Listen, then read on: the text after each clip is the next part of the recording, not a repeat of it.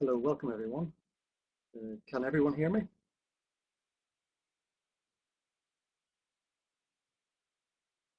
Can anyone hear me? If you can hear me, just type something in the chat window, please. Because at least for me, it seems like it's working. But of course, I don't know what anyone else can see or hear.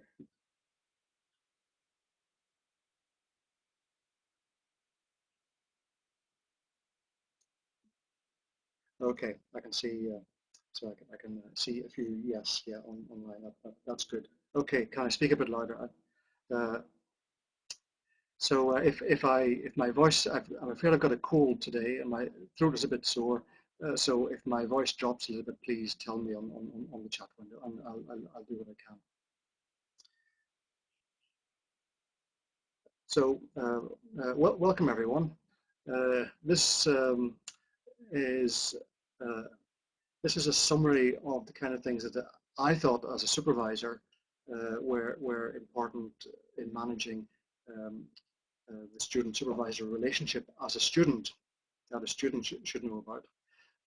But what I find a little bit hard to judge, of course, is the audience that I'm talking to. So please feel free to put anything up in the chat window if there's anything you think that I haven't covered, or if there are things that I have covered but haven't really covered the aspect that you're interested in.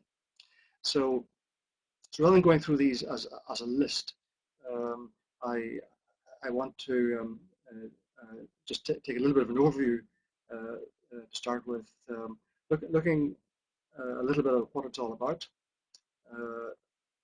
what doing a PhD is about, what to expect from a supervisor, and then perhaps go through the different stages of the student-supervisor relationship, even from choosing a lab or choosing a supervisor. Sorry, I don't want to slip into lab because that's what I'm used to. Because I realize that not everyone does lab-based projects.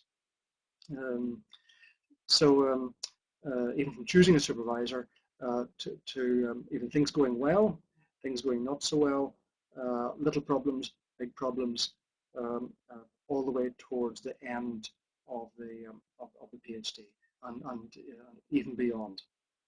So so again, please feel free to type something in the chat window if anything occurs to you at any stage that you'd like me to cover. So what's it all about, the relationship? And this is one example of what it can look like, which actually isn't too bad. That the initial he or she is a genius, can get battered a bit by the reality of being in combat on a day-to-day basis through the years, and sometimes as a supervisor, the curve can look a bit similar. But I think at the end, at least having been through it all, at the end, most times it's a nice gal or guy, supervisor, and from my point of view, it's also a nice gal or guy, the student as well. So so what is the relationship all about? And it comes down to a PhD being a substantial contribution to new knowledge. That's a typical definition of a PhD that you get in some universities. You can also do masters by research with supervisors as well. Of course, it has to be some contribution to new knowledge if it's a research master's, but less substantial than a PhD. And contribution to new knowledge only works if it's not simply you following the supervisor's advice, or perhaps you asking what can you contribute to the group, what can you contribute to your supervisor, because a PhD should change the way that you think and train you how to identify where there are problems, where knowledge is lacking, and how to go about defining how to discover new knowledge and how to go about actually doing it then and interpreting it. Now, you can't of course, do all this on your own from day one. That's what supervisors are there for. And so, like Newton, it's standing on the shoulders of giants. At least that's the idea. And it is a bit like a marriage, because once you're committed to it, you have to make it work. But sometimes there are ways of getting out of it as well if it hasn't gone too far. But once you're in it, it's a relationship. You have to make it work.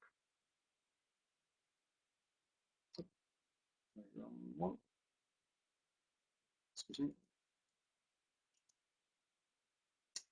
So where do you get advice from? So this is apologies to anyone of whatever faith you are or no faith, but this is just one that I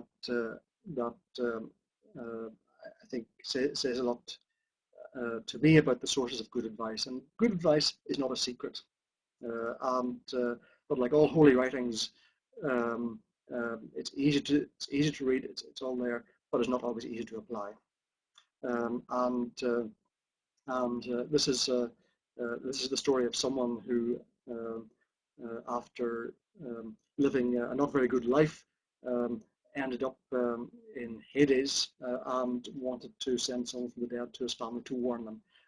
But Abraham replied, "They have Moses and the prophets," meaning that they have all the good advice that they need already. So it's not a secret, it's not a mystery, but it's not always easy to apply. So looking at the different stages, perhaps some of you are still in the process of choosing a supervisor, either considering who to apply to, or perhaps you're in a program already, and have a choice of supervisors within the program. So, of course, the area. To begin with, am I interested in the area? Am I informed about the area? And am I academically prepared for the area? Like, have I got sufficient maths, or English, or whatever? And if you're going to spend perhaps 3, 4, occasionally more years of your life at it, you have to want to do it. Am I interested? And do I know what I'm letting myself in for? So that's the first prerequisite. Project. Are there good foundations in the area, and obvious questions that can develop into a project?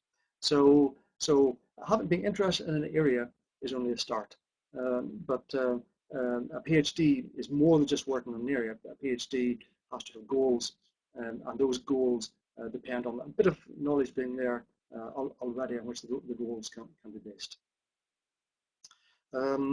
Supervisor. Is the supervisor interested in me? Interested in my interests? Are they responsive? Do they answer my mails? It's really a combination of someone who would be both demanding on the one hand, but personally supportive on the other. Demanding intellectually, demanding on the project, but supportive of you as a person. In other words, a good mentor. And do I have the impression that he or she would be a good mentor? You can also look at his or her track record, except for new supervisors. So obviously, seeing successful PhD completions, seeing PhD students who are in successful careers subsequently is a good sign. Of course, you may be interested in a new supervisor who may not get that track record, but and some of those will still be good supervisors. They may not be as experienced, but on the other hand, you'll have a bit more attention from them. And I came across a couple of links that I've put up there on a few thoughts on choosing a supervisor. The first one is oriented toward the field that I am familiar with, biological sciences. The second one is more general, but it's quite oriented towards the US system. But I think that the same features, the same questions will apply in many different contexts. So you've maybe chosen your supervisor, or maybe you're still thinking, what can you expect from a supervisor? What can you ask from a supervisor? I think the first absolute requirement is a real interest in the project. Not just something that's cobbled together for the sake of getting a bit of money, not just something that perhaps the supervisor thinks, oh, I've got a student with a scholarship, let's accept them.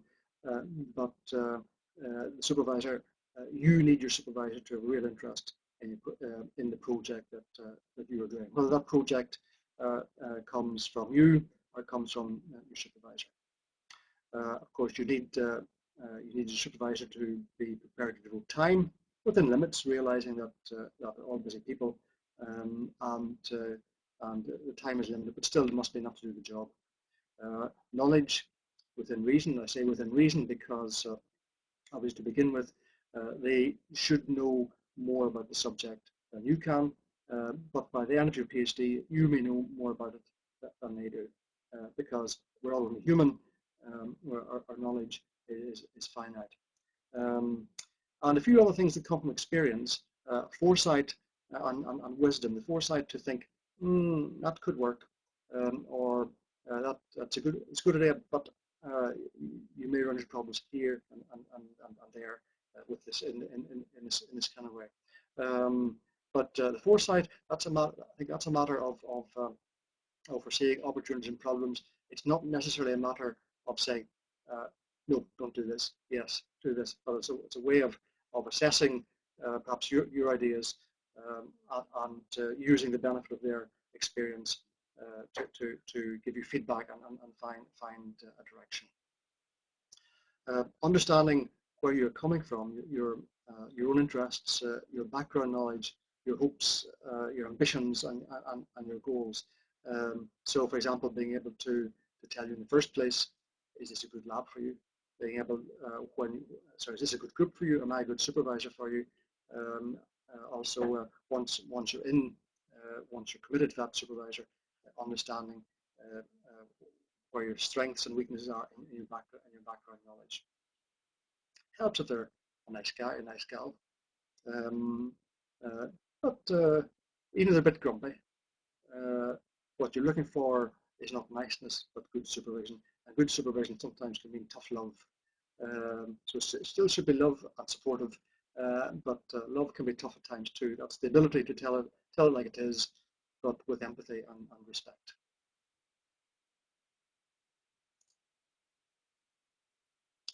So who has responsibility for your project, you or your supervisor? And your supervisor supervises.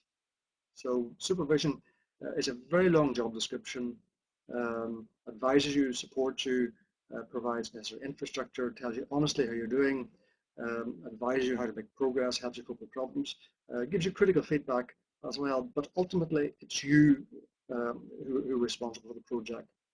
You are responsible for doing the work.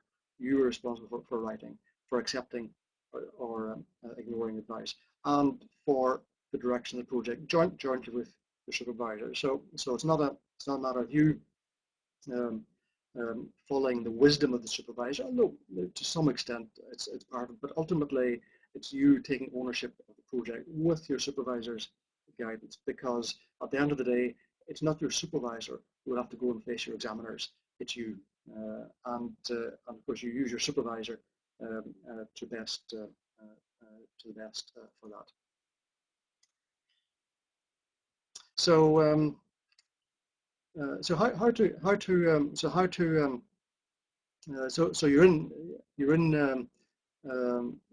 you've chosen a supervisor, you've started graduate research.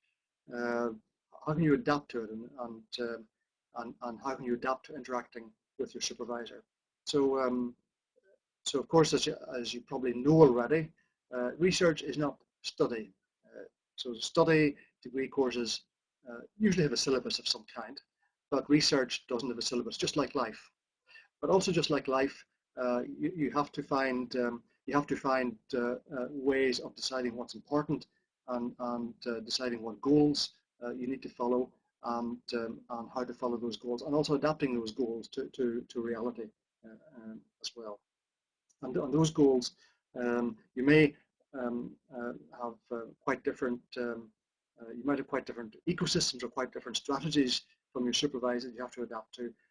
Sometimes you might come into a well-defined project with a clear set of goals from day one. That's quite a nice situation to be in, but you still have to develop your ownership of those goals, and you cannot afford to accept it uncritically, because if you do, you may find that as the project progresses, that those goals perhaps are not as appropriate or achievable as the first look. So you have to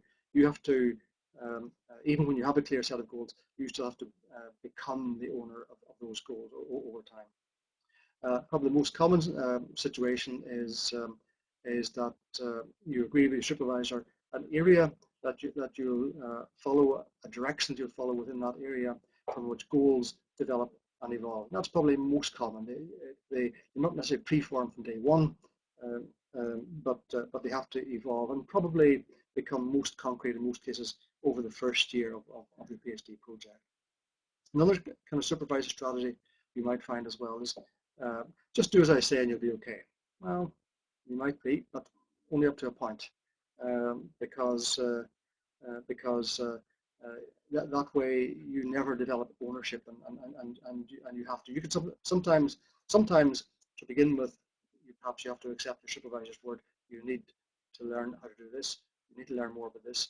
Try this and see. But there's only a limited extent that can take you, and you have to gradually develop your goals. Now, so goals are essential, because goals will determine what you'll end up doing, the direction you go in, how far you get, what you do and what you don't do. But in a way, the goals are abstract as well. So goals are important. But as well as goals, you need progress. And progress can be slow. It can sometimes be painstakingly slow as well, but it should be measurable. So, so coping with all of those problems or challenges, common challenges, not the problems, adapting to graduate study, one of the key things is communication, communication, communication. This is, I think, a very pertinent cartoon from, many of you have probably seen it already, piled higher and deeper, in that don't suffer alone. Always be in good communication with your supervisor. No matter, regardless of how you get on with them personally, whether you're scared of them, whether you're not a drinking buddy, you don't have to be a drinking buddy, but you must cultivate a good professional relationship, and that involves communication, communication, communication, two-way communication. So, so that might be self-explanatory, but as I say, nothing in life is easy, and many students at some time in the PhD may end up wondering, have I married the right supervisor? Married metaphorically. So there can be a couple of different reasons for that. No progress or no project. And the first thing is that's where communication, because your supervisor's wisdom is important, and it's they should be keeping in contact with what you're doing. But sometimes they may be gone for a month, or they may not, or they may have subcontracted much of the day-to-day supervision to someone else in the research group. But ultimately, it's your supervisor that should be advising on this, and they should be aware of your problems. So, for example, if you have regular scheduled meetings with him or her, and are these fruitful? Are they? And there are a number of different ways to look at lack of progress. I think often every PhD will have stages when there's lack of progress. That's almost universal. However, it comes back to what the strategy is, what your goals are. So, so if you have a strategy, you get a progression of individual objectives to reach so that you can each progress to the next one. But sometimes those may be difficult. Whether you have a strategy, then you have a backup plan as another way to get to your ultimate goal. So if A doesn't work, so if A works, you go on to B. A doesn't work, you try C so that you can then get to D. But a strategy is not just a list of things to do. It's not A then B, not B then C, not C then D, not D then E, because that's just trying one thing after the other. That's not the same thing as a strategy. A strategy is your goal, and there may be a number of ways to reach your goal that we should consider. So there's a strategy. Lack of progress can be addressed, but there's no strategy, just a series of different ways of trying things out with no logic. Then lack of progress is of course very serious. So it goes back to what's the strategy and how can you address and develop that strategy. And of course the other situation where can be more personal, hopefully rare, but it does happen. My supervisor is an ogre, or appears to be an ogre, or disinterested, uninformed about the area, unapproachable, misogynist, dictatorial. And again, there isn't really a single answer to it. I think some of it comes down to, is it style or substance? If it's style, maybe you can live with that as long as you still have good guidance on it. Or is it substance, which they're really either not doing the job or not the right person for you, and then it has to be addressed. So does the supervisor know there's a problem? If you're their first PhD student or one of the first PhD students, they may not realize that there are problems because they have to learn too. But even if that's the case, you don't ignore the problem. Fix it through your supervisor first if you can, but if it's not easily resolved, don't suffer alone, because there should be structures in place for coping with that. It's probably best trying to fix the situation first, because the proverb, faraway hills look green. Sometimes they're not quite as green as one thinks on the other side. But if it really is, if the situation really can't be retrieved, changing supervisor is usually possible in most graduate programs, provided it's done early enough. So in most cases, it's quite common to change supervisors within the first year. Usually there are ways of doing that. It's better if you don't have to, but if you have to, it's not normally a big issue. And then of course there are more serious things like which can occasionally happen too: harassment, bullying, misogyny, racism, lack of respect for your original beliefs. And those are things that can really not be tolerated. And so then you should certainly not suffer alone. But there should be institutional policies and mechanisms to cope with those kind of things. And the earlier they're addressed, the better.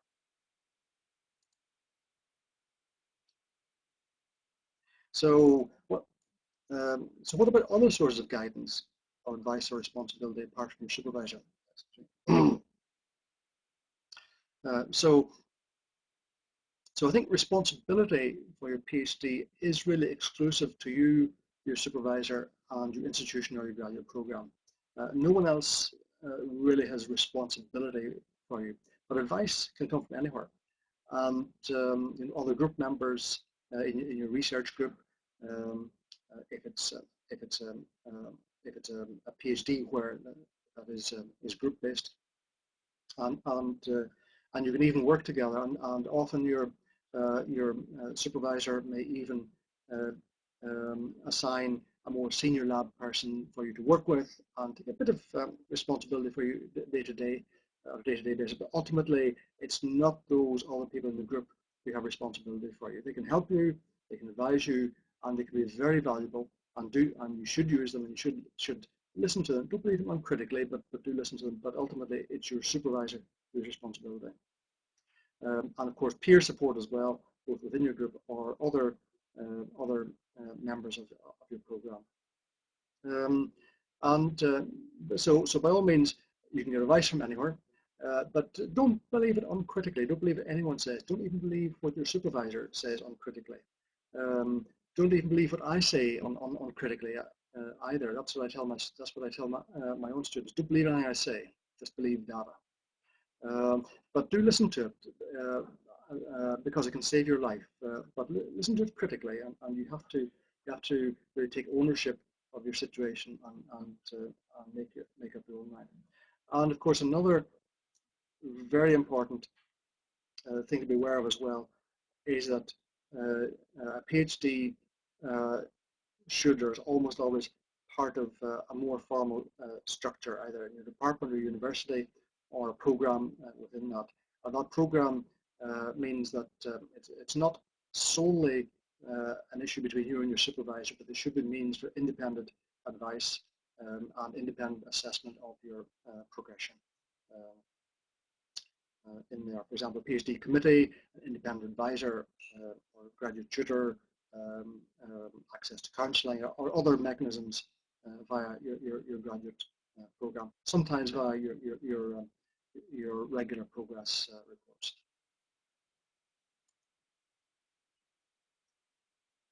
How do I know how well my work is going? With my, again, communication,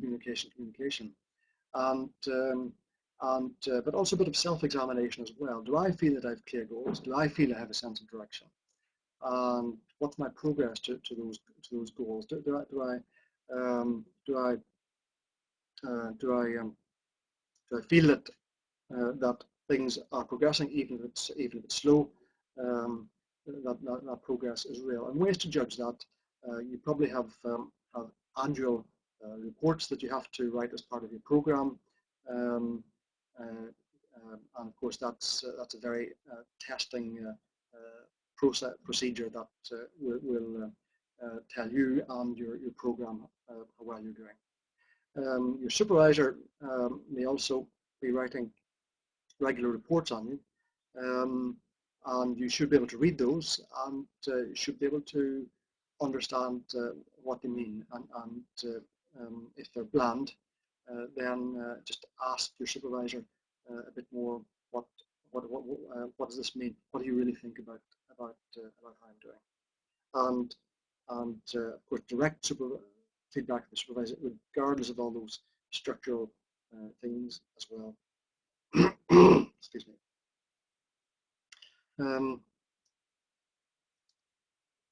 So you should also be learning to do presentations about your project, sometimes to quite a small audience, perhaps only your supervisor, maybe a couple of other people, and of course that will tell you as well, give you a sense of how well you're doing.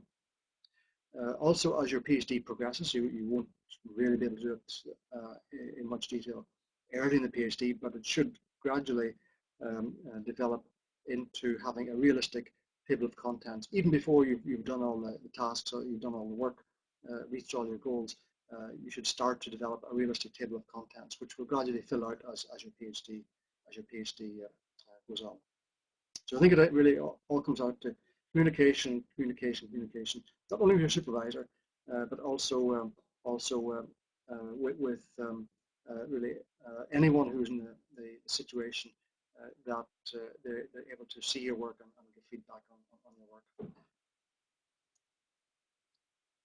So perhaps having done all that, you may be reassured and say lots more work to do, but let's get on with it.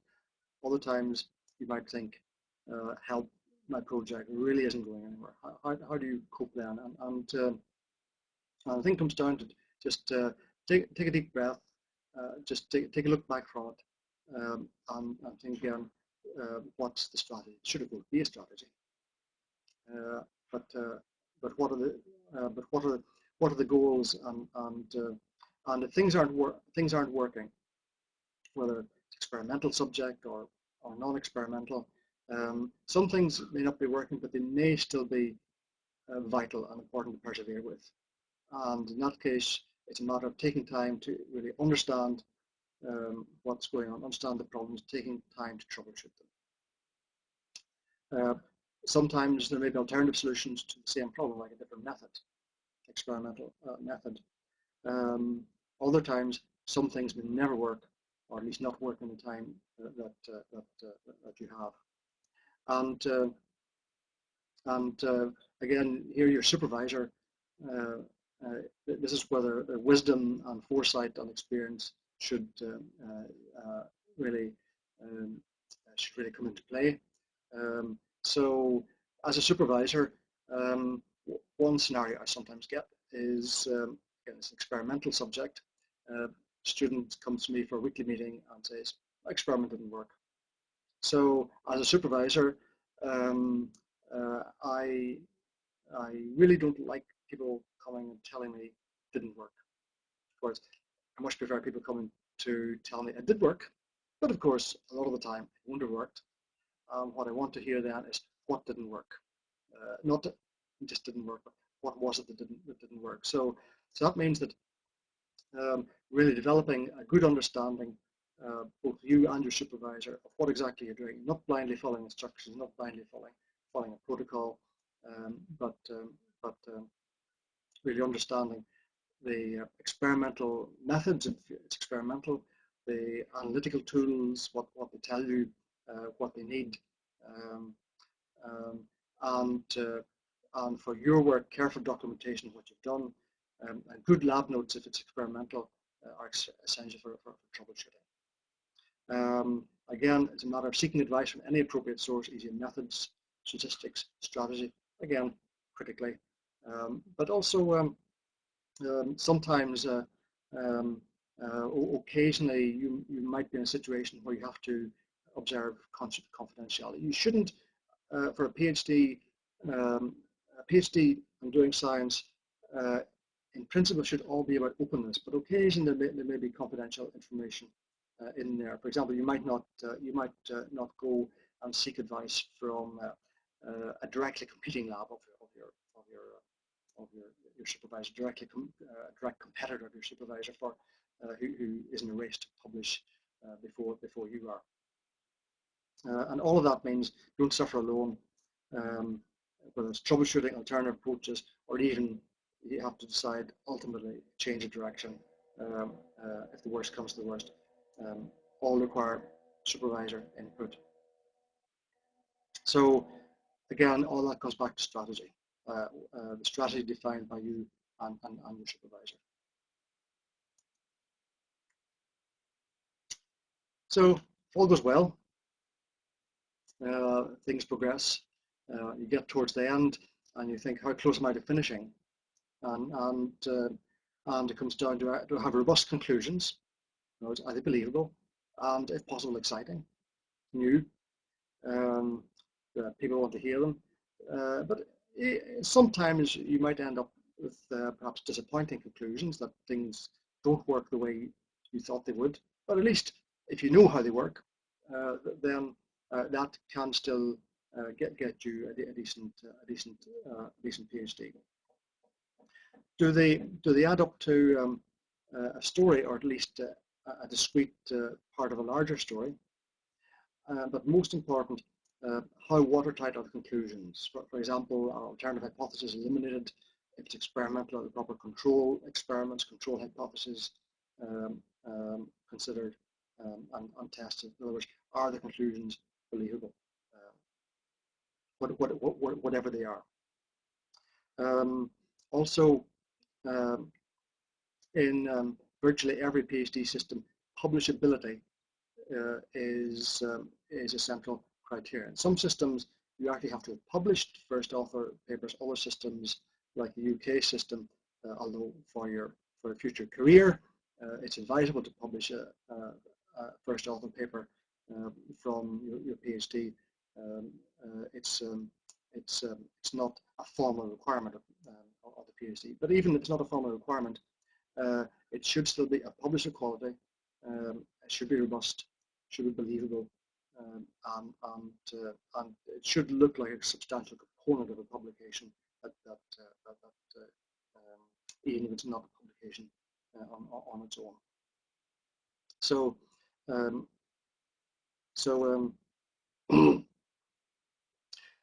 So when you come to write that up, of course, this is one of the most intense times of the student-supervising relationship. Writing and rewriting. I once did a PhD viva where the student asked me, how long did it take to read a thesis? So I said about 5 hours. It took me a little bit longer than that to go back and write the report, of course, but I got through the thesis in about 5 hours. But I spent 5 months writing, and you only took 5 hours to read it. So, but I think that's what you should remember from that is one reason it took you 5 months to write was to make it possible for someone to read and understand in 5 hours. Because if it's important, you should be able to convince someone and back up your arguments with evidence and interpretation in a way that is structured and easy to follow. And so that means that writing is not an afterthought. Writing is intrinsic to research, because if it's not documented and disseminated, it dies with you. Doing good writing, because it's intrinsic, it'll take longer than you think. And so often, the experience with the students, write a draft and expect list of corrections to supervisor, or do the corrections. But actually, to get to that stage of just getting corrections, I'll do the corrections, that's already quite an advanced stage of the writing, because getting the structure right, getting the style right, almost always takes several iterations with your supervisor. Many of those were face-to-face as well, not just a list of track changes on a Word file. So when doing the writing, it will be a stage when you will actually, in my experience, students actually learn a hell of a lot about why they were doing it in the first place, and what the importance and the broader context. That, of course, to some extent, they will know and should know already. But going through that process, it's not just a matter of getting it down as an afterthought. It's getting it down and really going through it. And so your supervisor, that's where their wisdom comes in. And again, it's your supervisor's job to advise and give feedback and tough love, tell you what it's like. This is what you need to do. These are the kind of things you need to address, but not to write the thesis for you.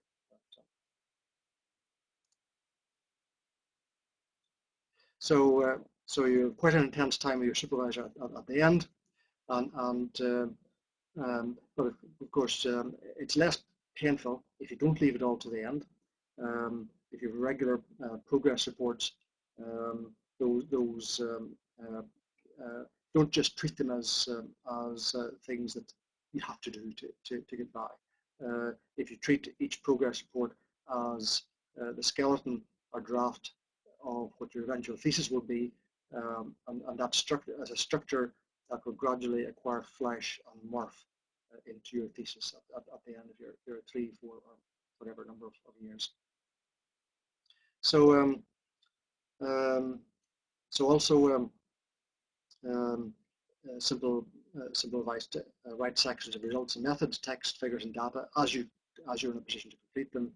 Obviously, if you get a publication during your PhD, that's your contribution to that publication can normally be put into your thesis. And again, prepare your talks and posters that you give throughout your thesis with a view to reusing figures or even reusing the overall structure for your thesis. And writing those things for your supervisor as you go along, and making sure you get feedback from your supervisor on your writing and also on your presentations, feedback from the general public, scientific public on your presentations will be a great help when writing. So getting beyond the writing, kind of submitting and passing. Are you happy with it? You can submit as your supervisor happy with it. In some systems, actually, your supervisor does not have to approve your submitted copy. For example, that's the way it is in the UK, and I've had a situation where a student who was spending so long in writing got so fed up and said, "To hell with it, I just want to submit." And he did it against my advice and said it'll be a resubmission, and it was a resubmission. So again, not develop a situation where the person actually took so long to come up with drafts, and perhaps I was a bit remiss as well, but it's not only him, but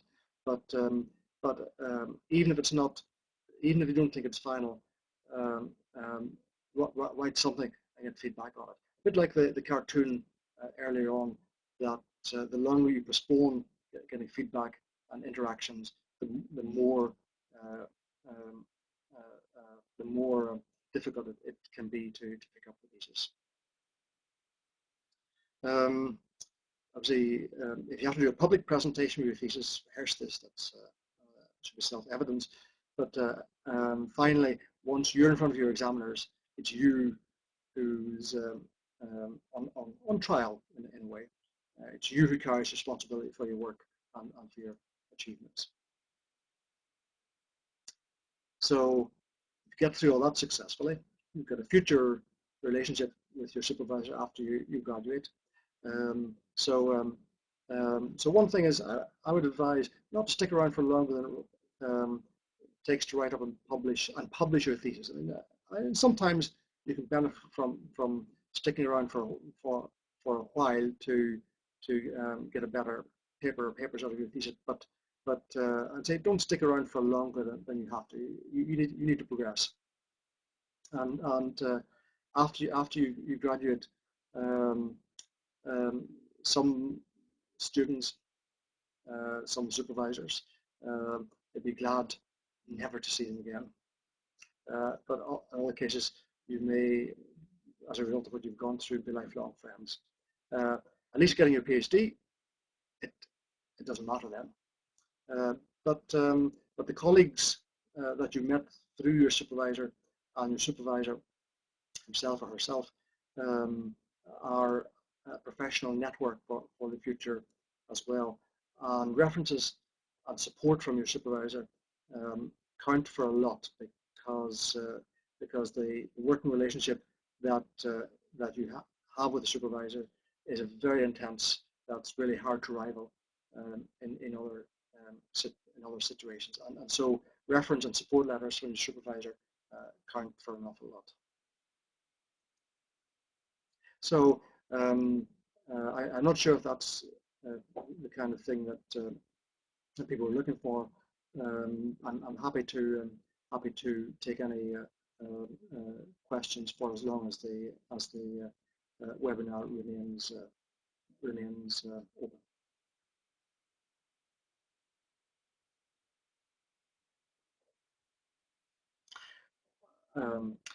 Okay. So the question is, what if the supervisor is taking a very long time to read the thesis draft? Sometimes like even after a month. Yes, it's not really very good of the supervisor to do that, but I've seen it happen before. I think that perhaps one way to manage it, I'm not sure if it helps. Sometimes it may help. I know it won't help always. Would be I mean, typically a thesis would be a series of chapters, and doing it in bits of chapter at a time without waiting to the final draft can help. Doesn't always help, but it can help.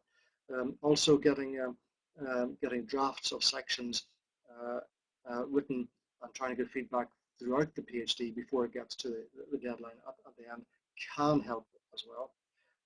If all else fails, you may have to go to higher authority, and get your and keep reminding, keep knocking on the supervisor's door, but they should be part of a program, and they should be part of a department, and you should have independent advice within that department. A month is I should cross my heart. Sometimes um, a supervisor can be busy, can take time, but it shouldn't be. But a month waiting on any feedback, I think, is not really acceptable. I'm not sure if that's an answer.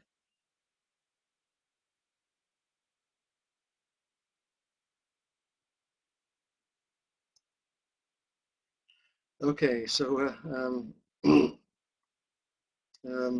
supervisor, we take sabbatical leave in the final year of the PhD student.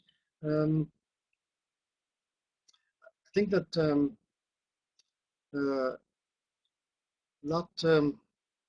I mean, sabbatical normally is for supervisors to be released from excuse me, released from teaching and administrative duties to focus on research. And research in my book includes supervising a PhD student. But but of course, I mean, the number of scenarios that of course, if the supervisor is geographically in a different place, even though they're still participating, I think now there's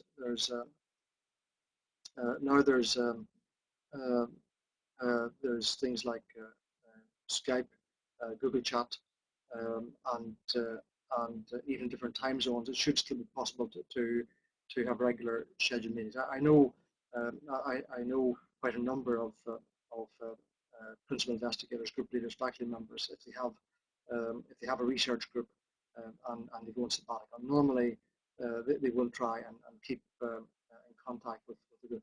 I would be surprised that the supervisor would actually go out of contact while on sabbatical, given that it's in their interest too that the PhD student completes successfully.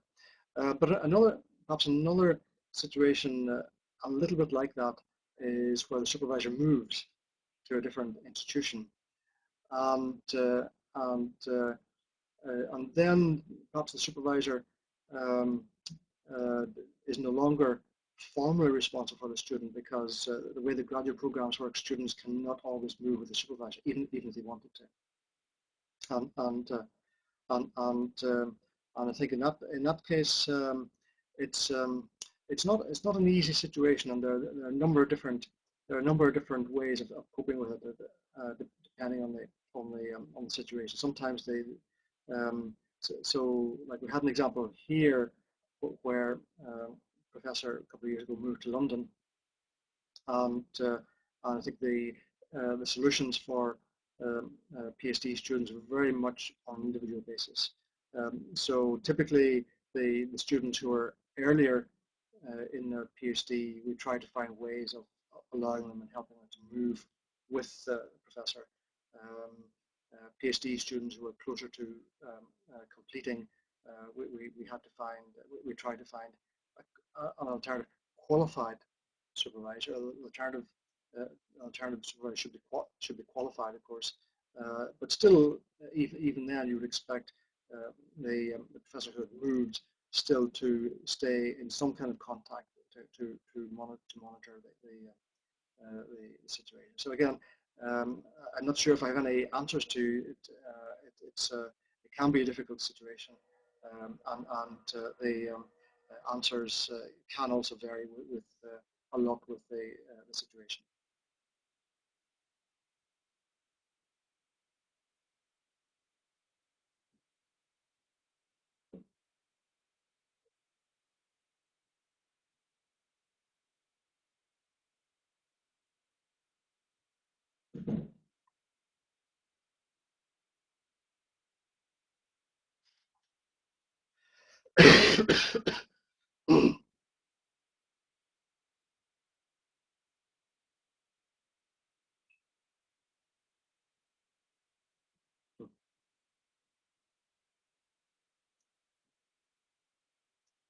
I'm interested as well, since I wasn't quite sure um, what to expect from the audience, and I would be and because I might well end up doing this again, either to the same forum next year or even to a different forum. I'd be interested in your feedback as well to see what you thought of it. What exactly? So just like I don't like students coming to me and saying didn't work. Uh, I want to know what didn't work. So the same way, either here or even later, I'd be interested in what worked, what didn't work.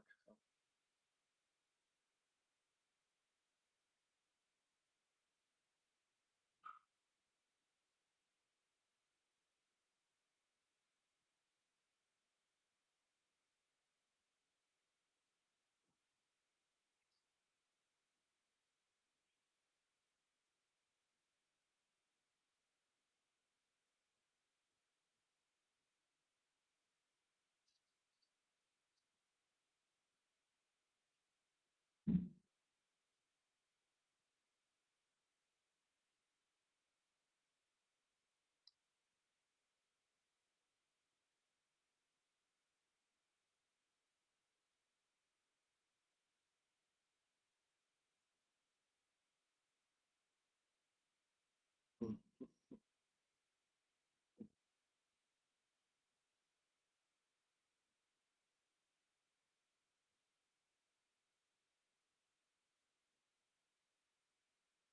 But,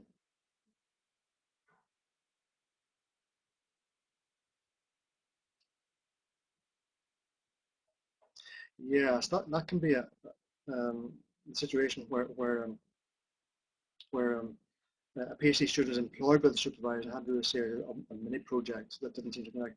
That can be an awkward situation, and um, and I think really I would say that uh, um, is one of the responsibilities of the supervisor to give direction uh, throughout the project. I know that that um, that in the UK it's changed now, but for a long time the BBSRC Biotechnology and Biological Sciences Research Council awarded grants actually didn't allow supervisors to register research assistants for a PhD because and that was one of the reasons they said that people doing a PhD should be going through a PhD program. Now that's an ideal scenario. Sometimes it can come down to the funding, but I think that's something as well that really has to be worked out. It shouldn't be left really to the final year to be worked out. I think that it's something that really has to be worked out as it goes along. I mean, sometimes like we live in the real world. Sometimes funding does come from a number of different sources, and we have to live with that situation. Um, but when it happens, I think that you have to have there has to be a way of being able to link them somehow to show some kind of progression, but I think that's something that is important to do as as the as the PhD goes along. I mean, there can be ways to do it um, if if if if there are logical reasons for moving from one uh, topic to the other in order to reach the ultimate goal. But I think with things that are very unrelated, it is actually quite difficult. So someone asked about excuse me. Someone asked about the role of the college at Cambridge University for for graduate students. And I think there are so all students, both undergraduates and graduate students in Cambridge, have to belong to a college. I'm not sure if you're a Cambridge student or not. Now, for undergraduates, the college system is very well structured. The Director of Studies the college decides whether to admit you or not. Your director of studies who monitors your progress, who organises small group tutors for you, etc. But at graduate level, it's a bit less structured, and in practice, it varies a bit from one college to another. But your graduate tutor in your college can be a very valuable source of advice if you run into problems with your department or problems with your supervisor, which does sometimes happen. And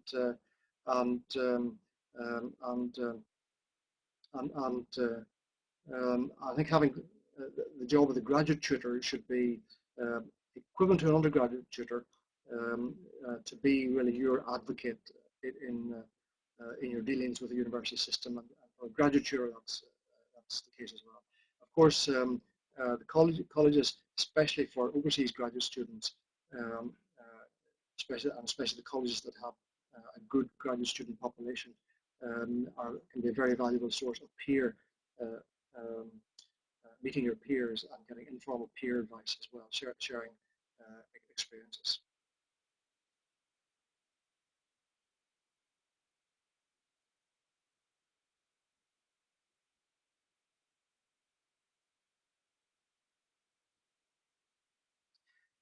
So I think according to my clock, there's 3 minutes left, but I'll stay online. I'll stay online. Someone's asked me how to access the slides. I'm not sure, but I'm sure there will be a way to access them. I think on YouTube.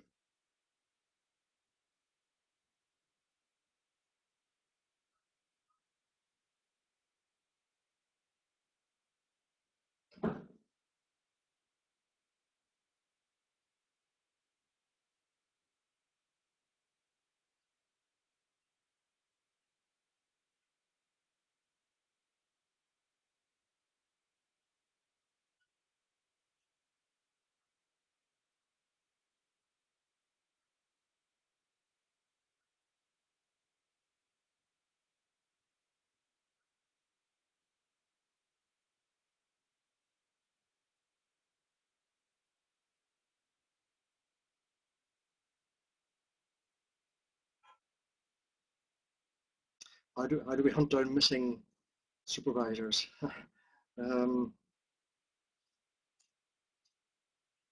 Uh, persistence, and if that doesn't work, I think it's higher authority via the program or whatever program they're part of, the department or the graduate program.